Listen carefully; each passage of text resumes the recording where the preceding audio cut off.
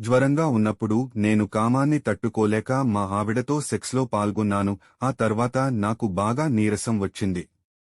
మా ఆవిడ నేను వద్దన్నా మీరు సెక్స్లో పాల్గొన్నారు. ఇప్పుడు మీకు ఏమైపోతుందో అని ఏడవడం మొదలుపెట్టింది. నిజంగానే ఏమైనా ప్రమాదం జరుగుతుందా? సాధారణంగా జ్వరంగా ఉన్నప్పుడు ఓపిక ఉండదు. సెక్స్ కోరిక ఉండదు. ఒకవేళ కోరిక, ఓపిక ఉండి సెక్స్లో పాల్గొంటే ఏమీ అవ్వదు. నీరసమూ రాదు. మీ నీరసానికి, సెక్స్లో పాల్గొనడానికి సంబంధం లేదు. కానీ చాలామంది సెక్స్లో పాల్గొంటే ఏదో అయిపోతుందని భయపడతారు. ఆ భయం అనవసరం. మీకు నీరసం రావడానికి జ్వరమే కారణం కానీ సెక్స్లో పాల్గొనడం కాదు. మీరు ఏ జాగ్రత్తలు తీసుకోనవసరం లేదు.